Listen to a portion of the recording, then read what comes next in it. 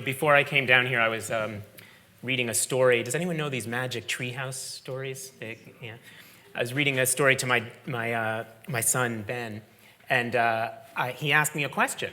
He said, how did the cat get in the treehouse? And I started to explain to him how the cat got in the treehouse. In the middle of my explanation, he started walking away. And I said, Ben, I haven't finished explaining to you how the cat got in the treehouse, And he turned around and he looked at me and he said, but Daddy, I've finished listening. So here we are in the second day of the Big Ideas Fest, and I just want to say up front, if any of you have finished listening before I've finished talking, go ahead, check email and do it. I'm used to it. But I'm going to only talk for 15 minutes because that's the time I've been allotted, so I'm going to be short and sweet. Well, you already know I'm short, but I'm going to be sweet too. I just have 3 goals for these 15 minutes, okay? I'm going to keep it really, really simple. The first is I want to introduce you to a small slice of what's going on in school reform across the country right now. And in particular, I'm going to focus on how the emphasis on testing almost exclusively in math and reading, as many other speakers have alluded to, curbs the ability for teachers to teach critical thinking in the way that some of the projects we've seen showcase find important, and I know many of us in the room find important.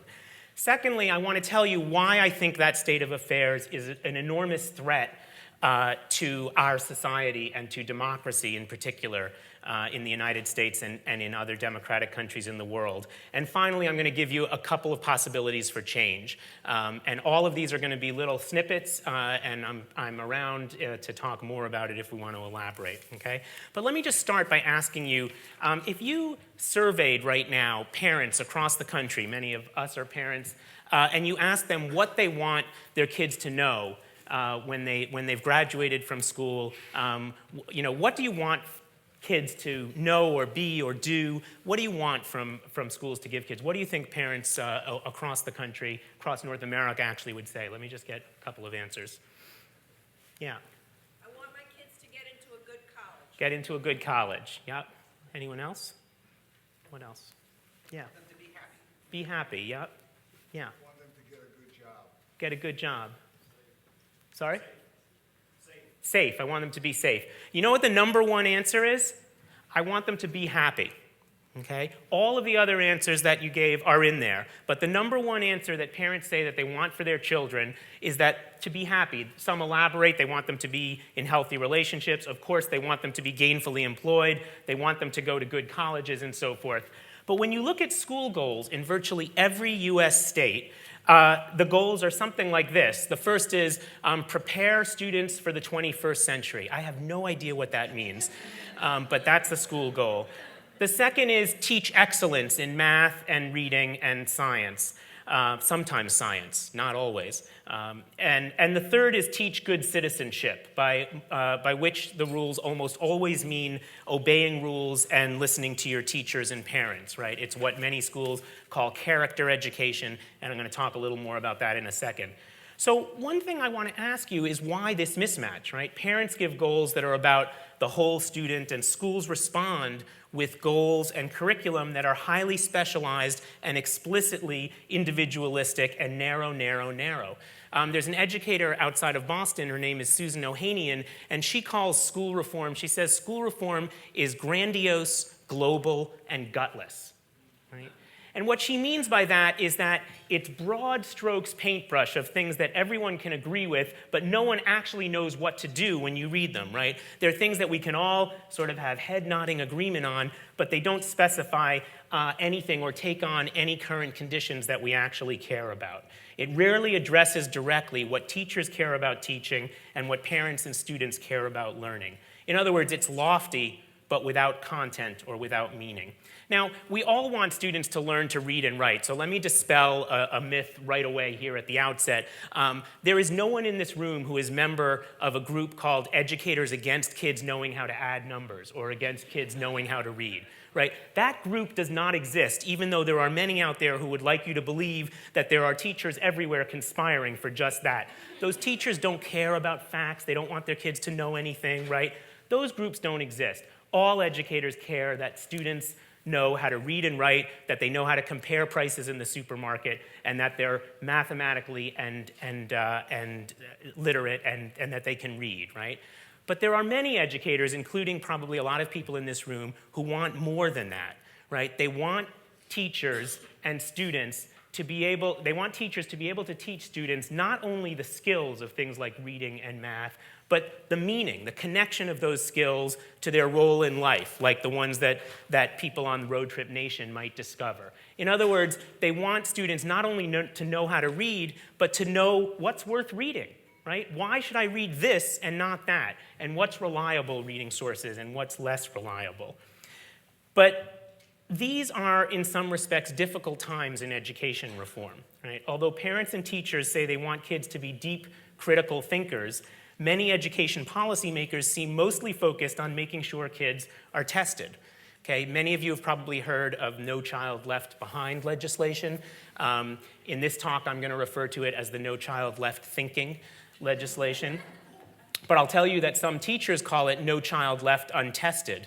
And other teachers I've met just call it No Child Left, which is one of my favorites, really. Let me give you a little aside. You know, I was looking through some material from the National School Breakfast Program. Have any of you heard of this program? Absolutely fantastic program. It's been around for decades. It feeds millions of children breakfast who come to school hungry. But I want to read you something from their website. One of the questions they have a Q&A, and it says, why is school breakfast program important?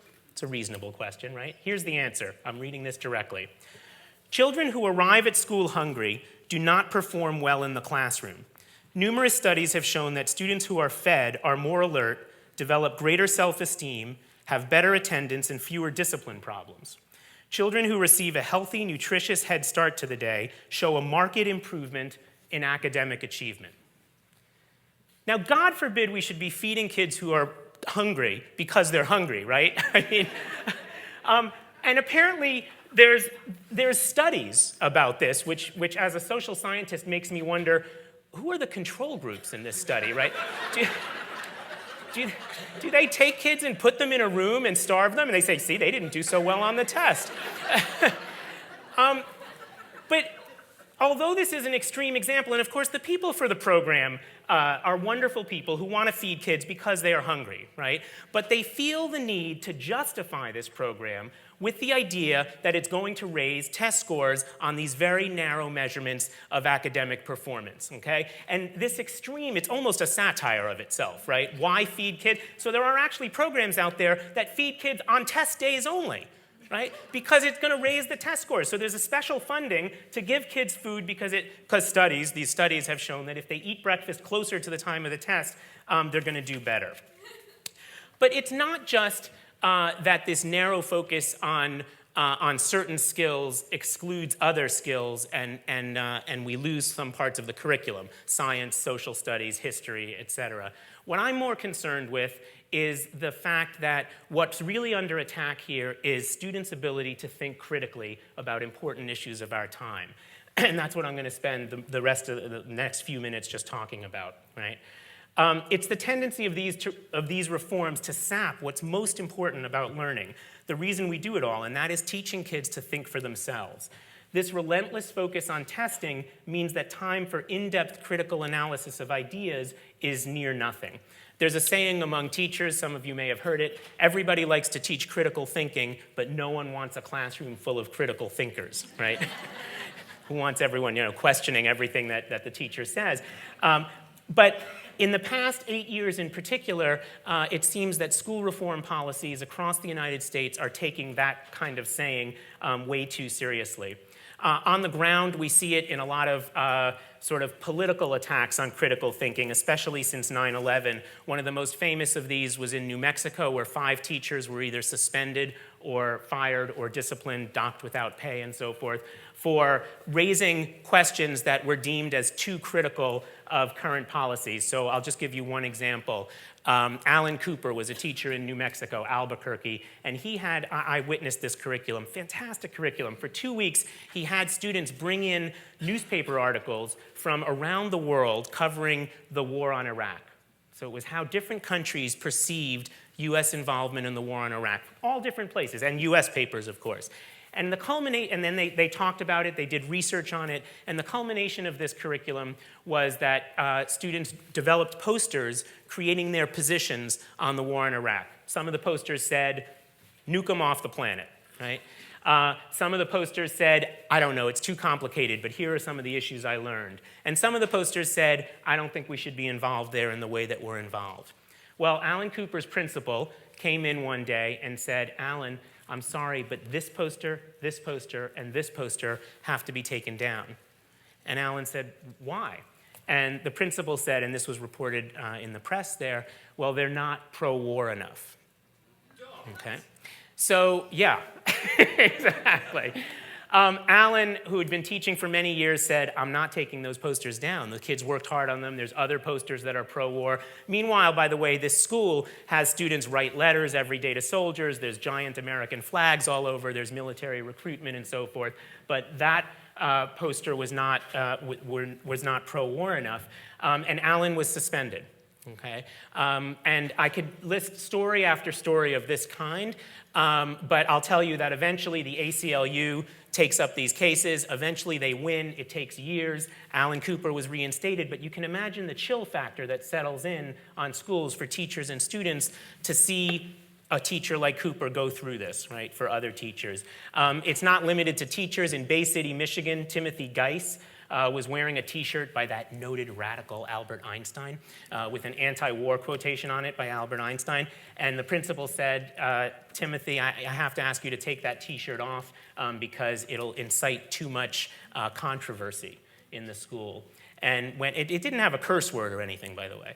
And when Timothy also refused to take the T-shirt off, he was suspended, and he actually missed his prom night because of this. He was an A student, okay? I can go on and on with the stories, but let me just give one other example that's a policy example. Is anyone here from Florida? Oh, good. Florida has actually become the first state to simply outlaw critical thinking entirely.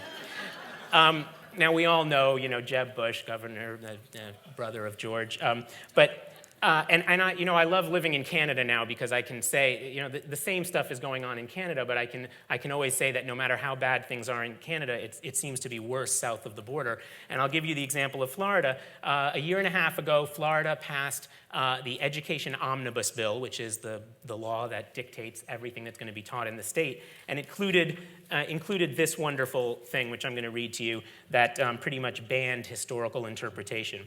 The history of the United States shall be taught as genuine history. American history shall be viewed as factual, not as constructed, shall be viewed as knowable, teachable, and testable. Okay? Now, any historians in the room will know that history to historians is pretty much nothing but interpretation, right? It doesn't mean that there's no facts. Of course there are facts. The Normandy invasion was in 1066. Nobody disputes that, right? But history is about how those facts are put together and what narrative they tell, what story they tell. And critical thinking comes in deciding, well, what was the motivation for telling the story this way? In what other ways can we interpret this story? We don't know from research yet what's actually happening in the classrooms in Florida. I imagine many teachers are ignoring this legislation, but the legislation has teeth. A teacher, a principal, and even a district superintendent can be fired or disciplined for not obeying this law.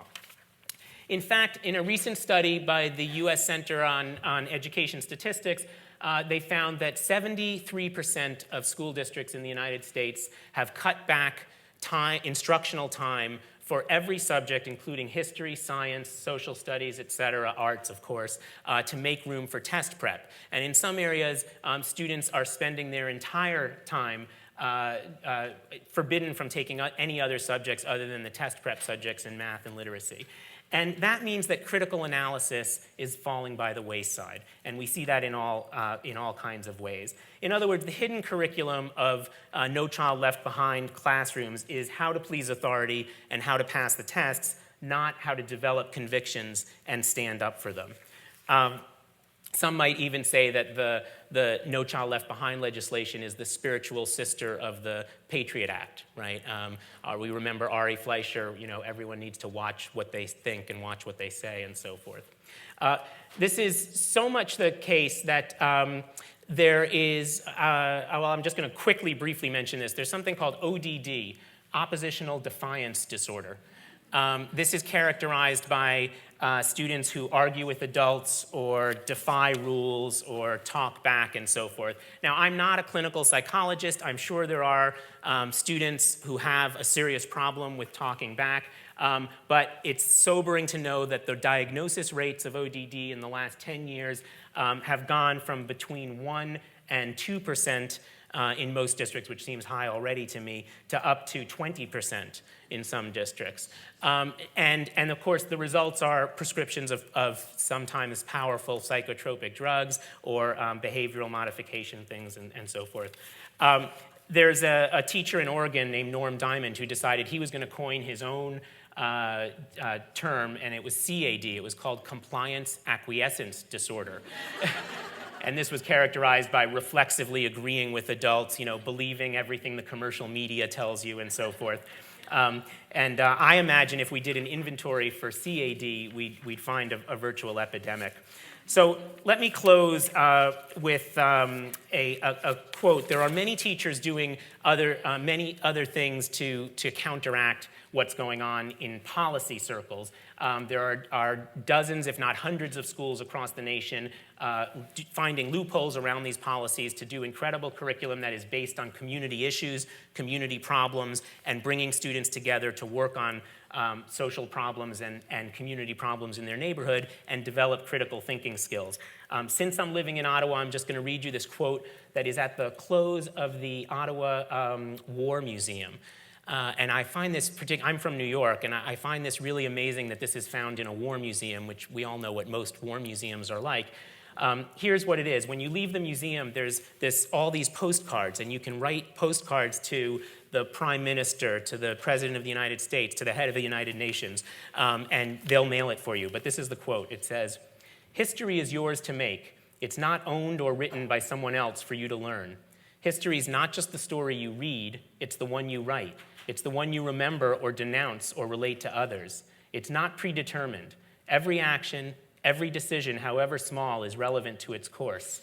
History is filled with horror and replete with hope. You shape the balance." I suspect many of us here could imagine a lot of lessons in critical thinking, starting with just such a quotation. Thank you.